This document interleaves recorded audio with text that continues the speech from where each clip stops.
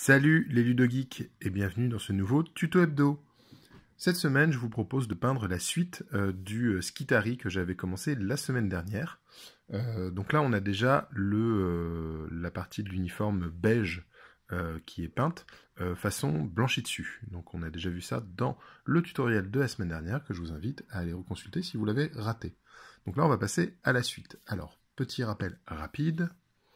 Voici mes Skitari, donc ils sont basés avec de la sous-couche en bombe de chez Army Painter avec la couleur Skeleton Bones. Je viens ensuite passer un jus de Contrast Games Workshop Skeleton Horde et je viens passer tout ce qui va être métaux ainsi que certaines pièces d'équipement. Voilà, ou même des tissus, hein, on peut voir pour contraster en fait. Avec du Black Templar, donc toujours de la gamme Contrast. Ensuite, le vêtement est traité du coup avec du Skeleton Bones à nouveau, puis de l'ivoire Prince Auguste. Et ensuite, je projette de la peinture du Wildwood avec un pinceau brosse pour avoir ces petites taches, là, comme ça, pour avoir l'effet un peu sale blanchi dessus. Donc maintenant, on va attaquer la suite de la figurine. Alors, dans un premier temps, je vais prendre du Contrast Wildwood pour passer les petits détails voilà, en brun sombre qui va me permettre de bien contraster avec mon beige. Donc, par exemple, il va y avoir la corde qui est autour du cou. Donc sur ma sous-couche beige, ça me permet en fait d'avoir un bon rendu en un seul passage. Vous voyez. Donc ça c'est très intéressant, ça permet de gagner énormément de temps. Et vu la nature du projet, hein, qui est quand même de peindre 1750 points de Skitari, enfin de Adeptus Mechanicus, entièrement converti en 10 jours à peine. Là, voilà, ce genre de petite astuce qui fait gagner du temps, c'est indispensable. Hein. Je m'engage encore dans des projets complètement fous, comme à chaque fois. Donc pour info, voilà, je me suis lancé dans la peinture de l'armée à 10 jours du tournoi. Moi j'avais fini les conversions la semaine d'avant. Et je me suis lancé 10 jours avant le tournoi, tout simplement parce que j'avais pas eu le temps avant, alors que je sais depuis le mois de juin que je vais faire ça. Voilà. Donc je passe le bandage en brun foncé aussi, toujours pour avoir ce contraste. Quand j'ai différents types de textures et d'éléments qui sont côte à côte, j'essaie de ne pas les avoir de la même couleur. Tout simplement pour bien les différencier, pour bien marquer les différentes zones, quoi. Voilà, et je vais peindre aussi le fusil.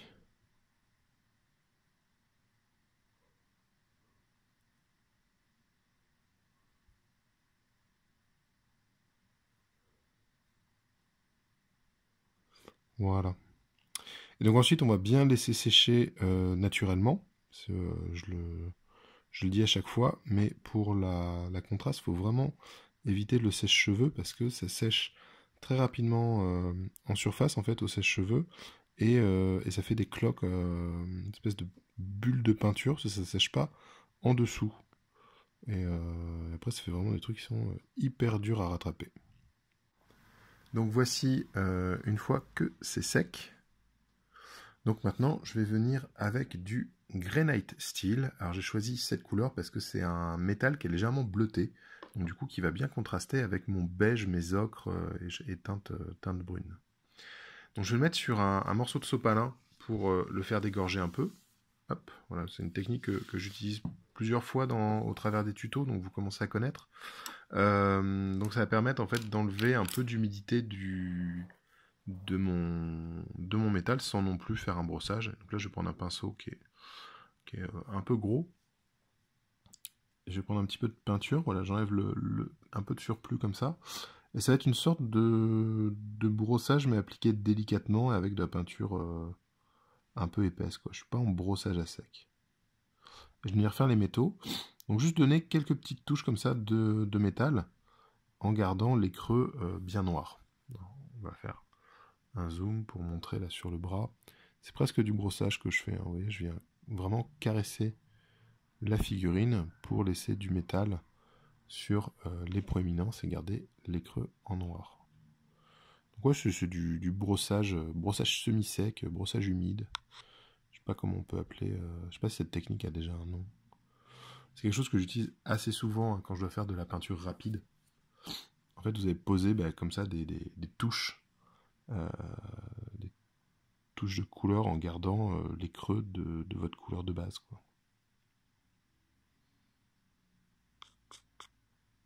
Je vais aussi faire la partie qui est là du fusil.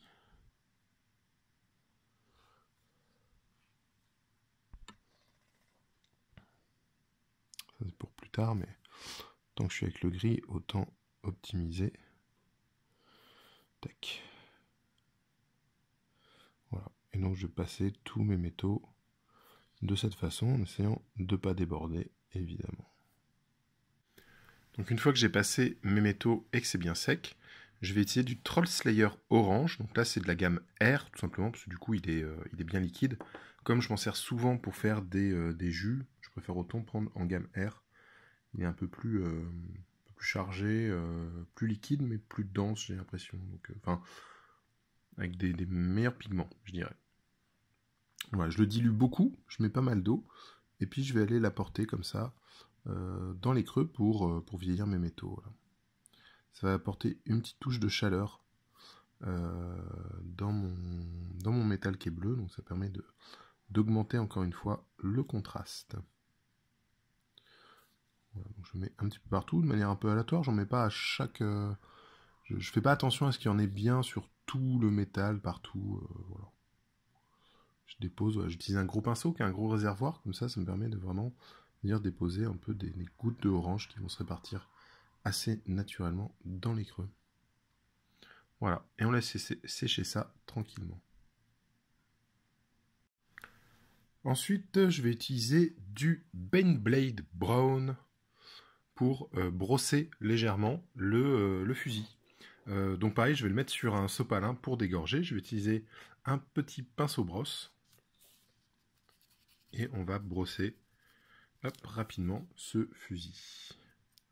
Donc je fais du haut vers le bas pour bien placer ma lumière.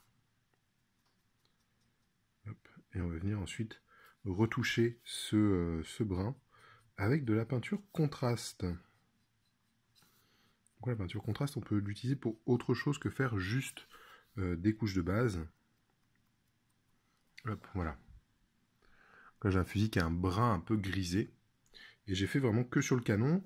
Si j'ai une figurine où la crosse est visible, comme là, je vais mettre un petit coup de brossage justement là sur la crosse. Mais sinon, toute cette partie-là, je ne vais pas insister, je ne vais pas aller faire le brossage, tout simplement parce que toutes les parties proéminentes vont être peintes en métallique.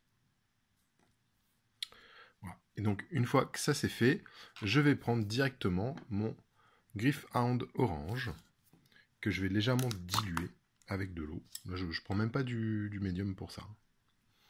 Hop, donc on va prendre une petite palette. Donc, je prends un petit peu de orange et de l'eau. Alors il y a une part d'eau pour 3 parts de orange. Voilà. Et je vais venir du coup passer sur le fusil comme ceci. Hop. Et du coup ça me fait un brin chaud comme ça, très prononcé. Très sympa, mais c'est pas encore ma couleur finale. Donc on va laisser sécher et on va venir mettre la couleur finale. Pour l'étape suivante, on va venir faire quelques dorures sur l'arme pour avoir un côté vraiment baroque avec du brass de chez Valero. Donc pareil, je le pose sur mon papier absorbant pour le faire dégorger. Et je vais venir comme ça dessiner en fait toutes les petites arabesques, les petites décorations qui sont sur le fusil. Alors en prenant pas trop de peinture sur mon pinceau et en mettant à 90 degrés de la surface, j'arrive comme ça très facilement à ne peindre que la partie qui est en relief. Voilà. Donc je vais faire ça sur tous les éléments décoratifs du fusil. Il y en a quand même pas mal, hein, mine de rien. C'est un joli fusil. C'est un peu coquet hein, dans l'Imperium. Hein.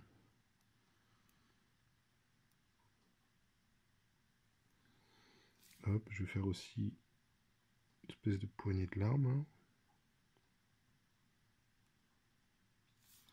Tac, il y a toujours une espèce de petit bijou là.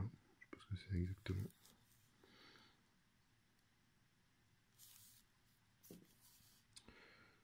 Voilà, donc ça c'est très facile, c'est une étape qui va très très vite.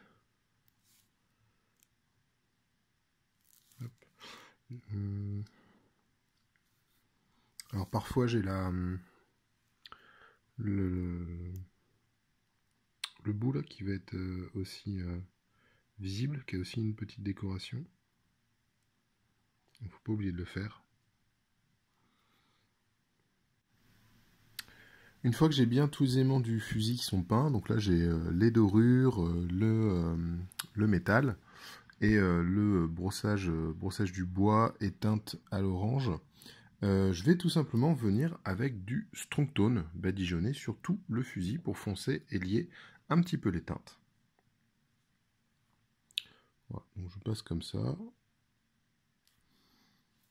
Avec un gros pinceau là, parce que le but est de tout recouvrir en un coup. Je recouvre le doré, je recouvre les métalliques. Voilà. On va bien laisser sécher ça. Et on va pouvoir commencer à faire les petits effets de lumière, les petites choses comme ça. Alors, arrivé là sur le Skittery, qu'est-ce qui va rester à faire en fait? Donc les effets de lumière qui vont être les yeux, la source d'énergie, enfin en tout cas les radiateurs là, du fusil, la bougie à peindre. Bougie, il n'y en a pas sur toutes les figurines, donc là c'est un petit peu particulier. Et globalement, la figurine sera finie. Hein. Donc c'est un petit tuto un peu rapide hein, pour peindre les figurines. Il y en a 25 à faire dans l'armée, j'ai 10 jours pour faire l'armée, donc hein, c'est une technique que j'ai trouvée, que j'ai mise au point, pour vraiment aller rapidement et avoir un rendu très satisfaisant sur la table, avec comme ça des couleurs très tranchées. Le noir des vêtements, je ne vais même pas y retoucher, parce que du coup j'ai mon noir avec un léger éclairci sur les volumes. Là c'est fait en un passage du Black Templar contraste sur ma sous-couche beige. Donc ça, je ne vais même pas y retoucher, c'est très bien. Donc maintenant, on va s'occuper des zones de lumière. Donc je vais venir tout simplement avec du blanc assez dilué et je vais venir recouvrir les optiques, les radiateurs du fusil, etc. Là, j'ai un petit pinceau. Hop là, j'étais hors champ.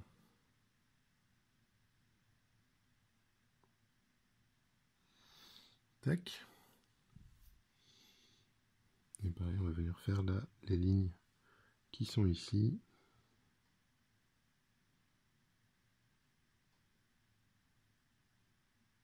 Et je passe un coup avec mon doigt pour enlever le surplus, pour qu'il y ait vraiment le blanc que dans les creux.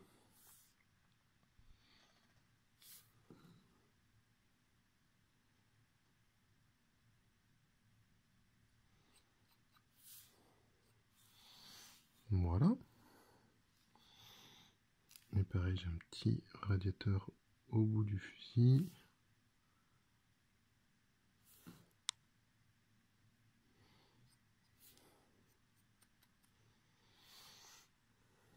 Voilà. On va laisser sécher ça pour ensuite mettre du vert fluo dedans. Pendant ce temps, je vais passer... J'ai oublié de le faire tout à l'heure. J'aurais dû le faire en même temps que je faisais le fusil. Je vais passer à nouveau du strong tone sur la bougie. Bougie hein, qui a subi le même traitement que la toge. Et du coup, le strong tone va me permettre de lui donner une matière différente, voilà, une texture un peu différente, en la teintant légèrement.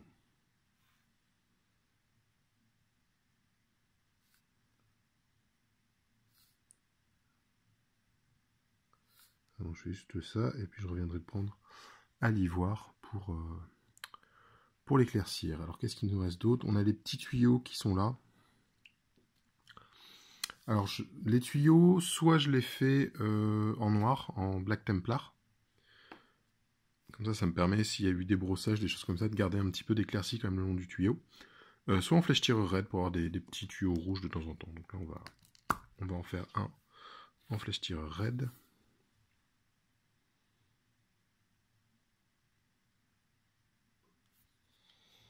Je trouve que les tuyaux c'est très chiant à peindre en général. Et les contrastes en fait permettent de facilement les peindre en ayant quand même un petit côté éclairci quoi, qui est pas évident à avoir normalement.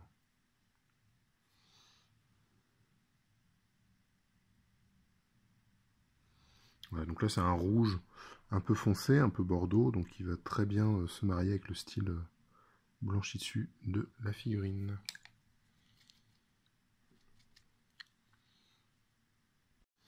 Alors au niveau des petits détails, on peut voir qu'il a des sortes de clous là le long de son col. Donc on va venir faire les clous avec le brass que j'ai déjà sorti tout à l'heure. Je prends un petit peu, puis je vais venir faire juste hop, les petits points comme ça.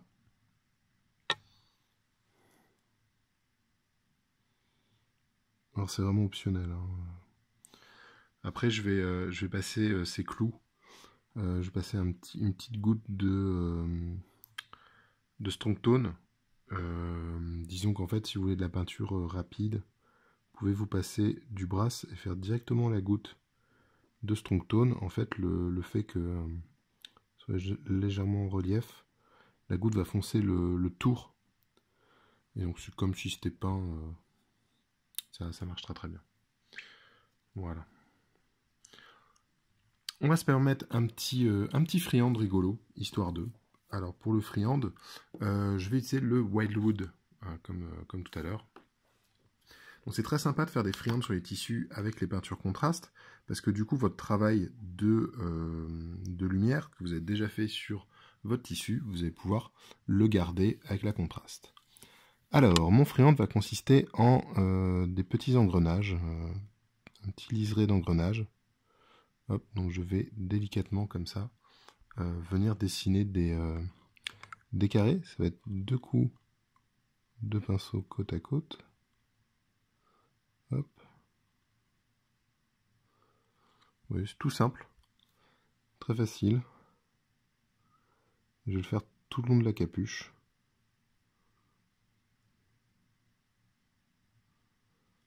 Là.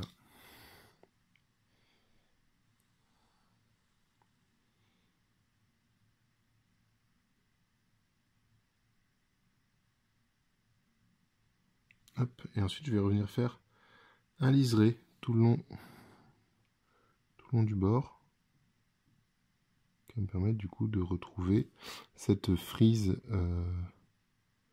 très appréciée chez le Mechanicus.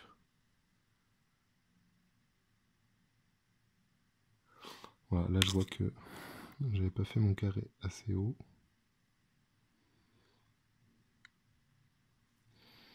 Hop là.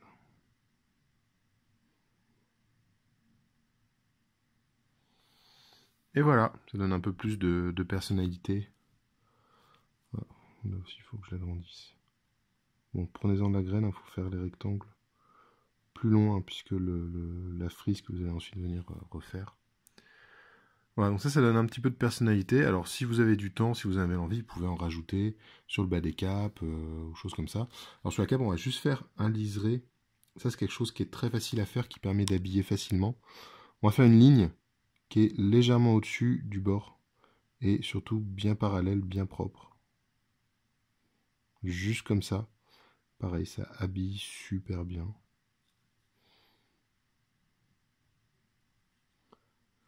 Hop. Il faut être très précis, très méticuleux. Ah là, j'ai l'appareil qui me... J'ai le téléphone qui me gêne là pour le faire comme il faut. J'espère que je ne vais pas tout rater.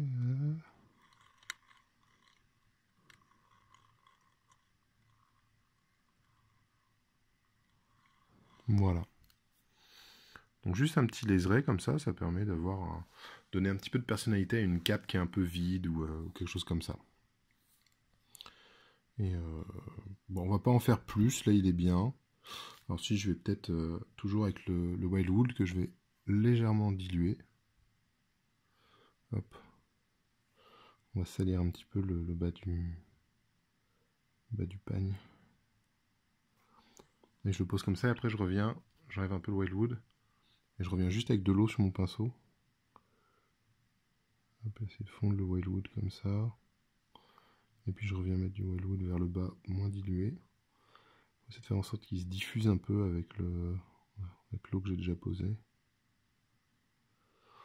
Voilà, donc là, bon, plein de petites astuces. Je vais pas faire toutes les fioines comme ça, mais bon, un tuto, c'est l'occasion de montrer un petit peu des trucs un peu spéciaux aussi. Ensuite, hop, une fois que j'ai fait ça, je vais utiliser mon verre. Donc là, c'est du lime de la gamme Fluor chez Green Stuff World, qui va être du verre donc bien fluo et qui va réagir à la lumière noire. Donc je fais toute mon armée comme ça à du verre. Donc déjà, c'est un verre, vous allez voir, rien qu'en le posant, donc je mets une surface blanche avant, hein, avant de le poser. Oula, on peut déborder là. Donc rien qu'en le posant sur ma surface blanche, il est hyper flashy, il se voit très très bien. Voilà. Et en plus, bah, la lumière noire, il va réagir. Donc comme je vais m'amuser, cette armée avec une petite lampe à lumière noire pendant que je joue, pour faire des photos ou même en cours de partie, ça peut être très très drôle en fait. C'est le petit kiff sur cette armée. Voilà, j'ai découvert la peinture fluo, j'ai eu envie de l'utiliser sur cette armée. Voilà, juste ça. Donc ça apporte une touche. Alors un verre là, on sort un petit peu du blanchi dessus, j'ai envie de dire, mais bah, on est sur un truc vraiment pétant qui va casser avec le reste de mon schéma de couleur, donc il va vraiment attirer le regard. Voilà, donc si vous voulez, on va faire un petit test de la lumière noire. Donc là, si je pointe ma lampe dessus, alors bon, comme la vidéo compense, si ça se voit quand même un peu, voilà. Ça c'est rigolo, hein. Et puis on va faire un petit test, on va éteindre ça. Alors je suppose que l'appareil va compenser un peu la visibilité, voilà. Et donc là on le voit encore mieux, quoi.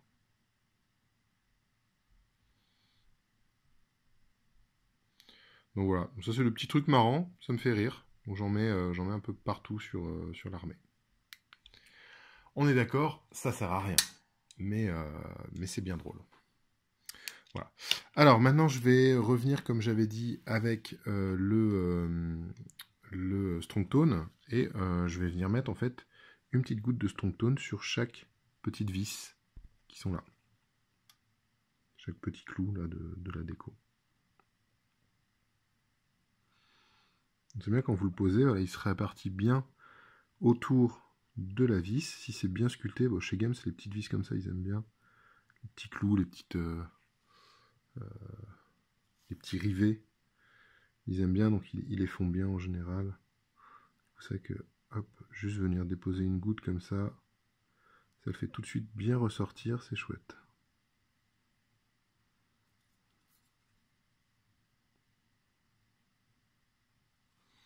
Voilà. Et puis, eh ben on va traiter la bougie. Donc là, je vais utiliser de l'ivoire Prince Auguste, super couleur. Je crois que je le dis à chaque tuto, mais ça c'est couleur indispensable à avoir dans votre boîte de peinture. C'est la couleur que vous allez pouvoir utiliser pour tout. En fait, alors un peu façon, moi ça me fait penser à la façon de travailler avec l'aquarelle. Je déconseille d'éclaircir jusqu'au blanc en général. Éclaircissez jusqu'à l'ivoire, vous rajoutez progressivement de l'ivoire dans vos éclaircissements, dans votre couleur. Et puis vous allez jusqu'à l'ivoire. En fait, votre valeur la plus haute, ce sera l'ivoire, pas le blanc. Parce que du coup, si vous faites tout jusqu'à l'ivoire, et ben, quand vous avez besoin de faire un élément vraiment brillant, qui va refléter de la lumière, ou un point focal hyper fort, et ben là, votre blanc, il va ressortir plus blanc que blanc, puisque en utilisant l'ivoire comme valeur claire maximum, vous allez donner ce point de référence. Et du coup, quand vous utilisez du blanc, bah, il est plus blanc que votre lumière maximum. Donc c'est très chouette. On va faire la petite flamme là, de la bougie. Donc c'est du Irial Yellow, un petit peu dilué. Hop, et je passe juste là. Petite flamme comme ça. Alors si je fais un gros feu, je vais m'amuser à faire des dégradés rouges, tout ça, machin. Là c'est une toute petite flamme de bougie. On va se contenter de ça. Et on va peut-être faire un léger petit OSL sur le côté du visage. Donc je dilue encore un peu plus. Et donc là où la bougie s'est projeter sa flamme, je vais faire un petit glacis comme ça de jaune. Donc je vais assez loin sur les bords et puis je ramène vers le centre qui est vraiment au niveau de la flamme.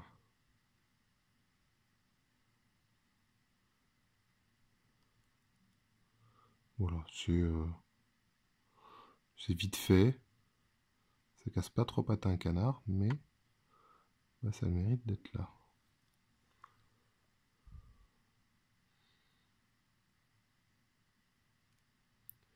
Voilà. Alors comme c'est vraiment du fantassin, je vais pas aller plus loin, mais si on voulait faire un vrai OSL, on mettrait du orange sur le bord, une petite lumière plus forte au milieu, je mettrais une petite pointe de Dawn Yellow dans la flamme aussi.